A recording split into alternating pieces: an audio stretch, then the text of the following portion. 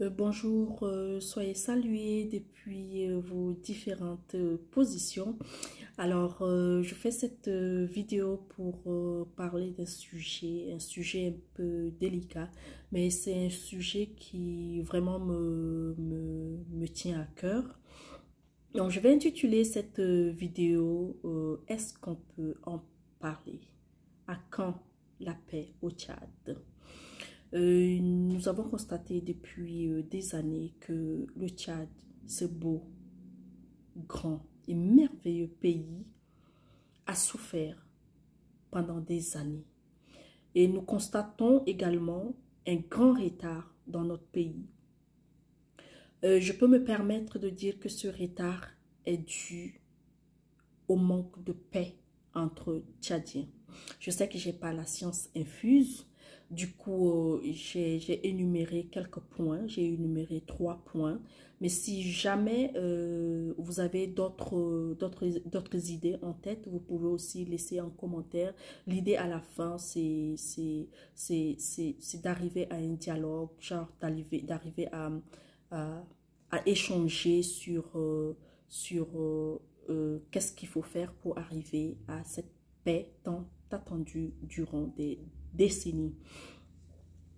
Alors moi, personnellement, j'ai énuméré 3 points. Oui, j'ai énuméré 3 points, donc on va prendre point par point.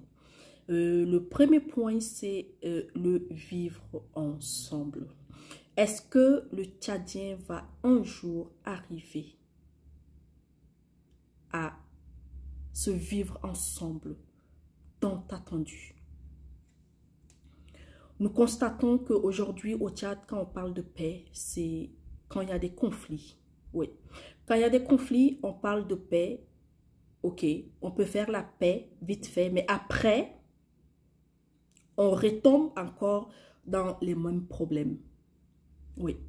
Personnellement, je pense que pour arriver à la paix, le Tchadien doit traiter au fait le problème dès la racine. Oui, nous devons apprendre à traiter le problème dès la racine. Je m'en viens dire par là que nous devons essayer de traiter déjà ce problème de nordiste et sudiste. Nous savons clairement que le Tchad, c'est un seul pays. Oui. Le Tchad, c'est un seul pays. Et aujourd'hui, si on voit un Tchadien en dehors du Tchad, on ne va pas dire que non, celui-là, c'est un sudiste ou celui-là, c'est un nordiste. On dit simplement que celui-là, c'est un Tchadien. Alors, est-ce qu'on peut changer cette façon de faire la différence entre le Tchadien nordiste et le Tchadien sudiste? Nous savons tous qu'on peut avoir des divergences de religion, oui, oui, des divergences de régions, si je peux me le permettre de le dire, et vivre ensemble. Est-ce que c'est pas beau de voir, par exemple aujourd'hui, nous constatons beaucoup de nordistes supporter des sudistes et nous voyons aussi beaucoup de sudistes supporter des nordistes. Est-ce que c'est pas joli à voir? Je vais donner un exemple, juste un exemple concret sur moi. Je suis sudiste, oui, mais la plupart de mes amis sont des musulmans. Mon meilleur ami, oui, oui, c'est un musulman. Vous ne pensez pas que c'est beau à voir? Vous ne pensez pas que en faisant ça, en allant main dans la main, sans pour autant penser à nos différentes diversions,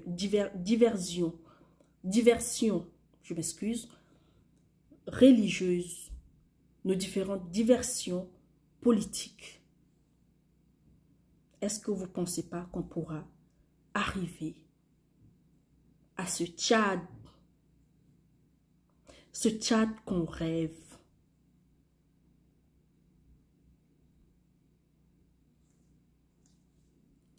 Le deuxième point que je vais aborder, c'est le népotisme. Oui. Nous constatons tous au Tchad ce qui se passe. Aujourd'hui, nos dirigeants, ouais, nos autorités, ils emploient leur famille, leurs connaissances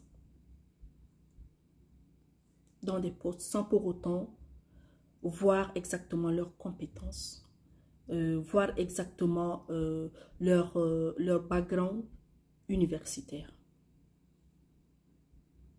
Ce problème arrive tellement que ça divise, ça frustre le jeune qui est parti faire des années d'études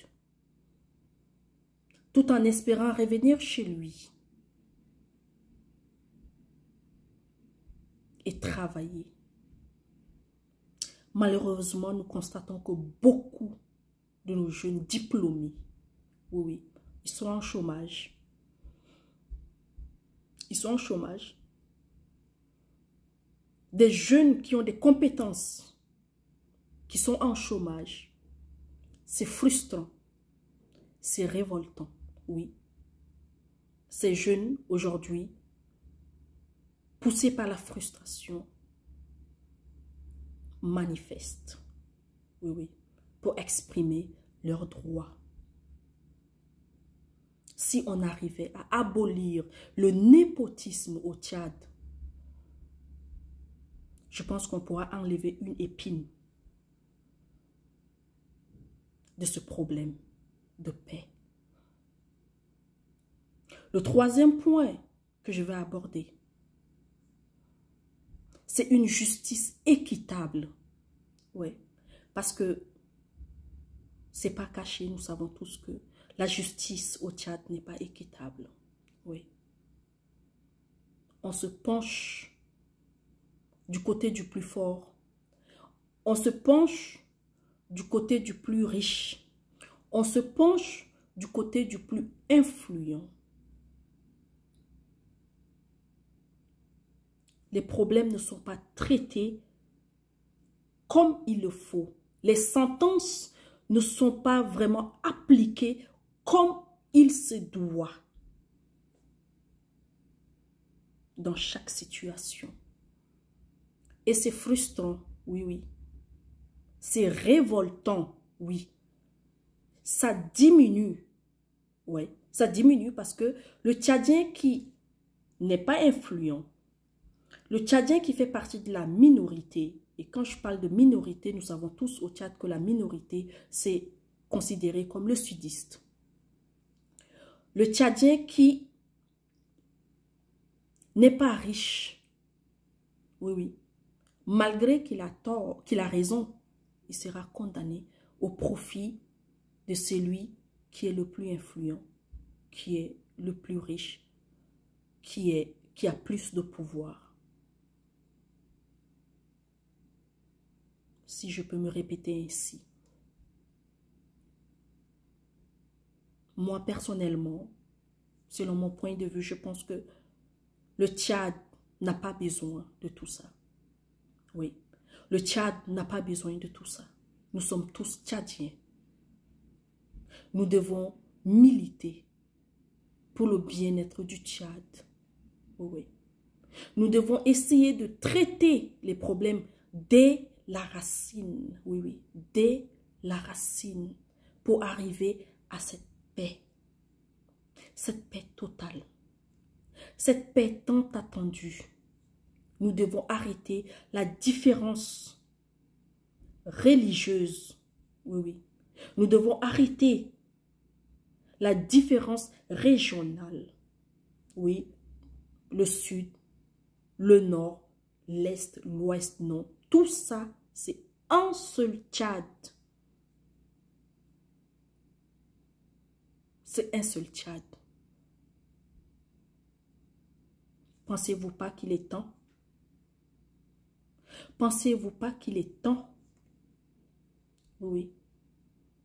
D'arrêter la guéguerre inutile.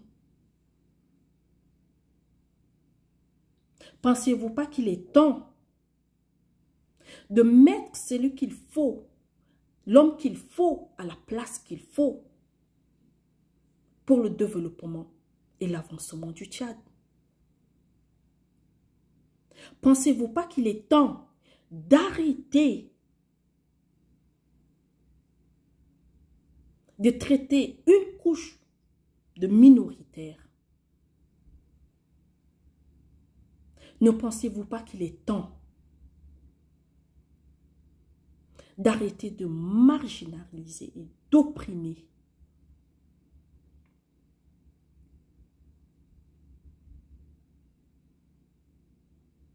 le peuple?